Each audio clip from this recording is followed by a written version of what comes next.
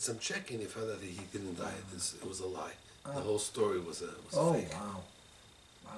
So, you think about it, that like when Reb David Feinstein passed away, or Reb Henrich Leibowitz passed away, or Reb Avadja Yosef passed away, or Moshe Feinstein passed away. It did make an impression. It made an impression. People, it made an impression. People like, when Reb David Feinstein passed away, people would say, so who are we going to go to? A lot of people went to Reb David Feinstein to talk things over.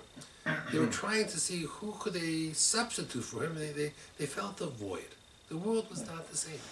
When Moshe Feinstein passed away, people felt like, orphans. They felt like, it was there was a certain upsetness. That's a problem. It's a problem.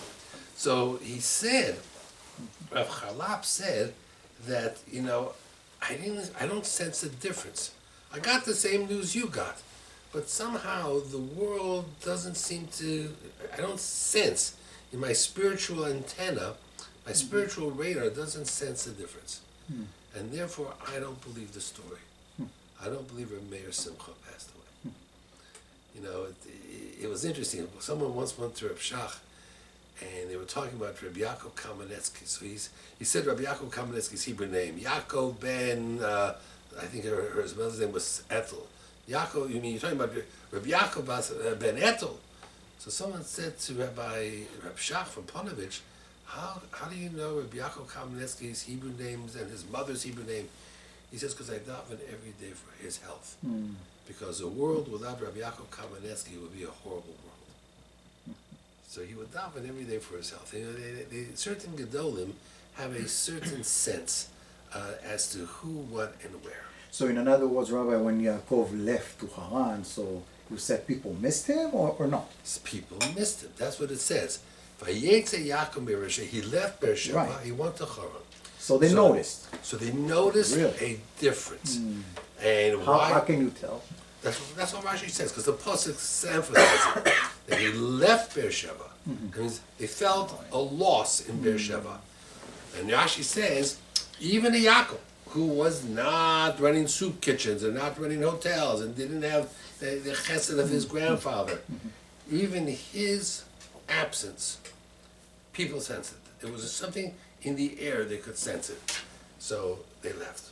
Now, he went, they say he went for 14 years to the Beis Medrash Shem Ve'ever. Of course, he was learning Torah his whole life. He was 63 years old. What was so special about the Beis Medrash Shem Ve'ever? So they say that the Beis Medrash Shem Ve'ever taught survival tactics for Chutz La'aretz. That means Shem was a survivor of the Mabul. Aver was a survivor of Nimrod's rebellion with the tower in Babel. The Aver was there. How old he was? They were, Shem, we know, lived very, very long. 1,000 years. Well, yeah. Something He like was, that. yeah, he was. Some people say we spoke about him, that he was Shua, the father of Tamar. So, and he lived up until Shlomo HaMelech. Very much so. So, Yaakov, so Yitzchak sent Yaakov to the Beis Medrash Shem Ve'ever to get tactical training on how to survive in Galut. And that's why Yaakov said to Lavan, I'm ready for you. I just went through a 14-year course of training on how to deal with people like you. So he was ready. In essence, Yaakov became the Esav of the world because he was trained in Beis Medrash Shem Ve'ever. Later on, Yaakov will train, of all of his children, which child will he train in the teachings of Shem Ve'ever? No, Yaakov. Oh, Judah. Yosef. Not Judah? No. Oh, yeah, you're talking about Yaakov. Wait. He trained Yosef. Yosef was trained. It says that Yaakov, when it says later on that Vayeshev Yaakov, and it says who's Yaakov's children, Yosef. So the Meforshim say, what does that mean? He taught him, Eila Todos Yaakov, Yosef. What does that mean? That Yaakov taught Yosef everything he learned in Beis Medrash Shem Ve'ever. Did he know Yosef was going to go to Egypt? No. Did he know Yosef was going to be out there in the world? No. But he trained him. And that training is what Yosef used to survive Egypt. So it's interesting that whatever he learned in Beis Medrash Shem Ve'ever, he could not learn at home. He learned that out in the street, as they say. Okay, Art Scroll doesn't agree with him. with what?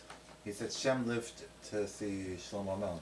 Art No, Scroll- there's a medrash that says that. The Medrash, okay. Yeah, but it's not the thing. Definitely Now- does not agree. Correct. Because that's like, that means he lived like 2,000 years or something ridiculous like that. No, it Correct. said 1,025 years. So like he was the oldest person. And we're going to jump around a little bit. So here, Yaakov goes. It says that one of the reasons when Yaakov saw Rachel, he cried. So Rashi gives one of the reasons why did he cry, because Eliezer, when he came with all this money and wealth and gifts, and Yaakov came empty-handed. So then they ask, how come he came empty-handed? And the famous story with Eliphaz. Eliphaz was Esau's son, and Esau sent Eliphaz to kill Yaakov. When Eliphaz came to Yaakov, he said, "Uncle, I have to kill you. My father sent me." And he said, "Well, why don't you take all my money? Oni choshev kames." A poor person is like a dead man. And Eliphaz did that, and in the end, Yaakov lived. So, you hear the story, and we talked about this a little bit last week, and I just wanted to focus on that Eliphaz is a bad guy. Eliphaz is a perfect son of Esau, almost murdered Yaakov. He was 13 years old when he did that. There are different stories. Mm-hmm. There's a sefer called Ishei HaTanach. It brings down all the people in Tanakh, and it brings down, in short, all the Medrashim, all these people. So the Ishei HaTanach says that when Eliphaz came back home, and Esau asked him, "Did you kill Yaakov?" He says, "I couldn't kill him, but I took all his money. He's as good as dead. I bankrupted him." Eliphaz was so, and Esau was so angry that it says, "Vayikach Esau mimenu es kol asher lokach miYaakov." Esau took everything Eliphaz took from Yaakov and threw him out of the house. Then it says in the Medrash, Al Yidei shenizgado b'cheiko shel Yitzchak, because this Eliphaz grew up in Yitzchak's home because Esau threw him out. Naset tzaddik v'zocha sheshora olav ruach hakodesh. Eliphaz had ruach hakodesh. Then the Gemara Baba Basra says there were 7 Nevi'im from the Umos HaOlam, Bilam and Bilam's father, Eov, and Eliphaz. He was a Navi Hashem. Then it says that Eliphaz was Eov's good friend. That when you read the Sefer Eov, when Eov got stricken and had all these illnesses, it says that he had 4 friends that came to talk to him. You know the theme or the story behind the book of Eov to some degree. Yeah. Okay? The Sultan, it's Yom Hadin, the Sultan comes up to Shemayim, Hashem says, "Did you check the world over?" He says, "I did." Anybody that's as good as Eov, he says, "No, he's the top of the line." He lived in the days of Avraham Avinu, and yet Eov was top of the line. We know that Moshe Rabbeinu was afraid of Eov, that Eov's chut would protect him. So Hashem says, "Well, I'm very proud of Eov, he's very good," and the Sultan says, "Yeah, well, it's easy to be a tzaddik when your life is perfect. He has a great wife, he has great children, he has a lot of money. Let me rough him up a little bit, and we'll see how quickly he'll curse you." So Hashem said, "I give you pershus to do whatever you want, but you can't take his life. That means you can do what you want, but you can't kill him."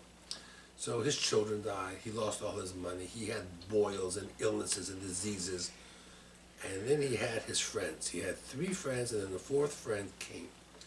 So the Medrash says that why didn't he take away his friends? His friends were a sign of comfort. He says that would have killed him. A person who goes through the life without even one friend, doesn't feel like living. So he couldn't touch his friends. But one of his friends was Eliphaz.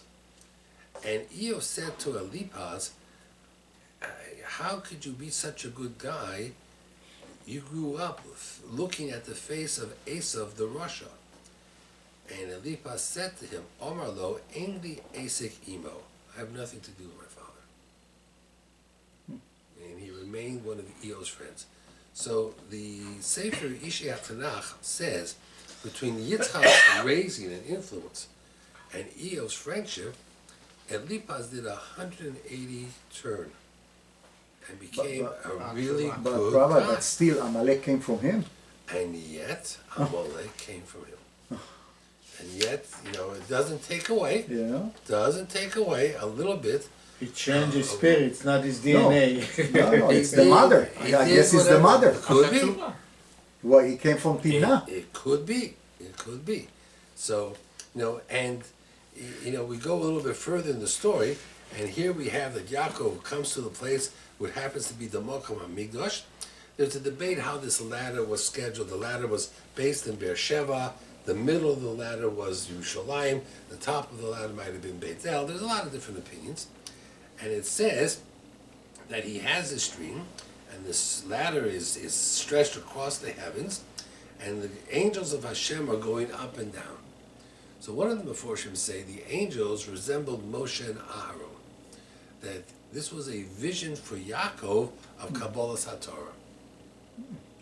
That because some of the Rishonim are bothered that there's no mention of Har Sinai, Kabbalah HaTorah, and Sefer Bereshis. You have Har HaMoriah because Avram did the Akedah there, but the cornerstone, Yaakov, represents Torah, so they say this dream represented Moshe, Aaron, and Kabbalah HaTorah. Okay. And then he says, Vayomer, Ani Hashem, Elokei Avram Avicha, I am the God of your father, Avram. Avram was really his grandfather. Elokei Yitzchak, and the God of Yitzchak. It doesn't say your father. So we know that we talked about this over the years, that Yaakov bore a lot of resentment. Yaakov was very angry. He was very, very angry. And what was he angry about? That here, Avraham and Sarah kept Yitzchak home and sent Yishmael out. And Yitzchak and Rivka keeps the Esav at home and sends Yaakov out. Why? I'm the good kid. Why am I being sent out? Why am I being out on the street? Why am I the one going into goals? So there's a certain amount of frustration in Yaakov. Now, dreams have interpretations. Yosef had dreams. They were interpreted. Paro had dreams, interpreted. Avram, Yitzchak, Avimelech had dreams. Bereshis is full of dreams. There are 8 dreams in Sefer Bereshis. What is the interpretation of Yaakov's dream? The truth is, it's not the type of a dream that came with an interpretation. It was more like a nevuah, A true message. prophecy, Yeah. a message. And what was the message? Here is Yaakov. He feels rejected. Maybe he feels resentment. He feels angry.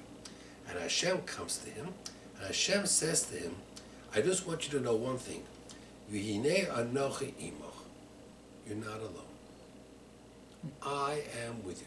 And that So- was the first time Hashem came to him. That's right. V'shamarticha b'chol asher telech. I will watch over you. They say this happened on Pesach, and that's why Pesach is called Leil Shimurim. V'hashivosicha el ha'adama hazos. You're on your way out of Israel. I will bring you back. You will not be in Golus your whole life. Ki lo e'ezovcha. I will not abandon you. Ad asher imosisi es asher dibarti lo, until I do everything. Hi, good evening. So, in Yaakov's mind, you have to appreciate for Yaakov Avinu, who felt one moment abandoned, now feels for the first time that Hashem is with him. It's a major thing. With Eov, how does the book of Eov progress? If you go through the book of Eov, Eov is now, for a whole year, his children died, he lost all his money, he's in terrible physical pain, and he's sitting in the mud. Nobody wants to get close to him. Though his friends get closer to him. Now, what do his friends do? There are 3 friends, and they each have 3 separate conversations with him. And what do they say to Eov? They say to Eov, Eov, what did you do wrong? Eov said, I didn't do anything wrong. So they said, can't be. You believe in God? I believe in God. You believe God is just? I believe God is just. So God would never do this unless there was a mistake. You must have done something wrong. Maybe a poor person came to you and you didn't give him tzedakah. No, I gave tzedakah to everybody. Maybe someone came to your house and ate your food and got sick. No, everybody was well. Maybe you didn't daven to Hashem and you worshipped idols one day. No, I never worshipped idols. They constantly go over and they hammer him. Ain't tzaddik ba'aretz asher ya'aseh tov v'lo yechta. You must have done something wrong. Eov keeps coming back to them. I know that's what you think, and I would think the same if I were you, but I am telling you I did nothing wrong.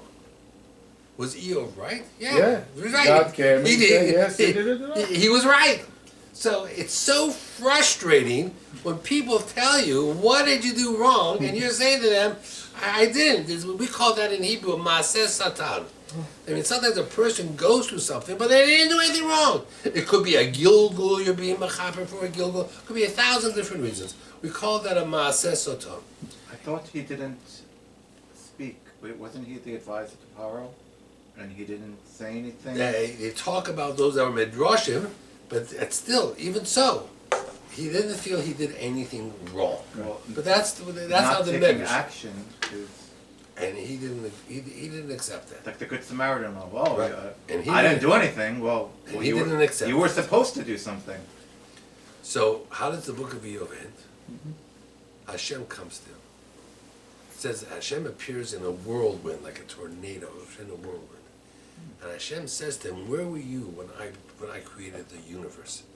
And the last paragraph or two of Eov is Hashem describing the magnificence of the world. The planets, the stars, the heavens, the universe, the animals, the life, and everything. And Eov stops for one moment, and the reason why he's consoled is because he says, I realize there's a God in this world. And I realize that God does magnificent things. And therefore, there's a plan. The only thing is, I don't know what the plan is, but I don't care. That means I thought the world was on autopilot, and I was just a victim. But now I'm being told I'm part of a plan. I may not like the plan, but I don't care because there's a plan, and I believe in God. And then it says in the last few psukim that his children come back. They were never really dead. They had gotten lost, and they came back. And all his cattle came back, and all his money came back, and all his wounds were healed. Wow. His wife was alive, and in this book of Eov, his wife says to him, his wife was Dina Bas Yaakov. According to some opinions, she was his wife. Oh, wow. It's in the book. It says that his wife came to him and said to him, "Why do you need to suffer? Curse God, and He'll kill you, and you'll be put out of your misery." That was his wife's advice. So what is the description here? He was in an imaginary state or something? I'm here. Yeah. Moshe Rabbeinu wrote the book of Eov. Yeah. Some people say it was fictitious. Some people say it was real. The fact is that it was just trying to show you, when we have this idea, tzaddik for ralo. Evil, bad things happen to tzaddikim because they bear the burden of the world. That Eov, whatever he went through, there was a plan. Whatever Hashem's plan was, it might have been because of what happened with Paro. It might have been 100 different reasons. So Moshe Rabbeinu met Eov? No, So how do you know about him? it's through Nevuah. He wrote the Sefer Eov through Nevuah. That's why it's part of Tanakh. Some people say that when they got to Israel, Moshe was afraid to attack or send the army into Israel, even though he never went in, because Eov was still alive. And Eov was so great, his Right. chut When the was- Meraglim went there, you was That's there. right, Yeah. Eov was still there. Eov had just died. But we know that Hashem is just. He doesn't do anything without midah keneged midah. Like, Correct. But when a person is going through a painful experience, it's not so simple. I can remember, without getting into detail, about 10 years ago I was in Eretz Yisrael. I go during the winter times, and about 10 years ago I was in Eretz Yisrael, and I was in by the Kotel, underneath, where the Kotel has these tunnels, where Yeah. you go in, because outside it was cold, and it was in the winter. So, but inside it was warm. Sure. And I was in there, and I was saying Tehillim, and I was saying the Tehillim that Esther was saying, which was the pasuk, Keli, Keli, Lama Azavtani. Hashem, Hashem, why did you abandon me? And here I am sitting at the Kotel and feeling, down a little bit and saying to Hashem, Hashem, why did you abandon me? I have all these dreams and all these hopes and everything else. And in front of me, there's a lot of people at the Kotel, there was a bar mitzvah going on. And they had just finished Kriyas HaTorah, and the bar mitzvah boy asked the chazan to sing a song. And this is strictly out of the blue. I'm just sitting in the corner there doing Tehillim. The chazan gets up there and he sings Haben Yaker Li Efraim. Imyel Chashuim. Will Ephraim recognize me? Is Exactly. Ephraim so blind that I'm standing in front of him and he can't see me? Like take a hammer, hit you over the head. But when did you realize it? that they. The minute he started singing the song, here I'm singing, here Okay. I'm reading, So you got it. Kaylee, Lomazav, Tani, why did you Right. abandon me? Okay, then you know? got an answer. Then actually, I And did not he's singing have the song, Ben Yaakov Ephraim. Sure. So So you got it right on the I spot. got an answer right Right. away. I came out of there Okay. a different person. I mean, I could have been blind and deaf and dumb, but I'm not. So it was Wow. crazy. Wow. It was wild. That's So nice. Yaakov Avinu is sitting here and he feels so maybe abandoned and so rejected, and all of a sudden he has this dream, and Hashem comes to him and says, "I am here. I am with you. I'll bring you back." You don't need an interpretation to this dream. Yeah. You got it right there. That's all Yaakov wanted. Then it's interesting. It says that, if Hashem will give me v'nosam lechem lechol ubeged lilbosh. I want bread to eat and clothes to wear. So all the Meforshim ask, well, of course, bread is for eating and clothes is for wearing. So I saw one of the, what was that? You wouldn't be able to eat.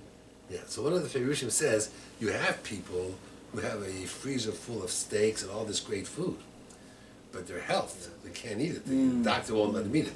You have a person who has all these beautiful suits hanging in the closet, but he's so sick, he's in bed, he wears pajamas all day. Sure. So Yaakov says, no, I want lechem, belechel. I want to be able to eat it. I want to be healthy enough to eat it. Clothes, I want to be able to wear it. I want clothes to wear. I don't want to just hang it in a closet. Oh, they will fit me. That'll fit me, whatever it is. And then it says, "V'shafti b'sholem u'beis avi, Hashem, you for me." And that's what it is. Now, it's interesting. There's a medrash over here that says that the first Beis Hamikdash was b'schus Avram Avinu. Yishmael came from him, so it was destroyed. The second Beis Hamikdash was b'schus Yitzchak. Esav came from him, it was destroyed. The third Beis Hamikdash will be built b'schus Yaakov. And since Yaakov had Shiftei Kah, 12 wonderful children, the third Beis Hamikdash will never be destroyed. And that's what it says. Ha'ever hazeh asher samtim atzeva yiyeh Beis Elokim. This will, they will become the third Beis Hamikdash. Be the third Beis Hamikdash. Then I saw something also very interesting.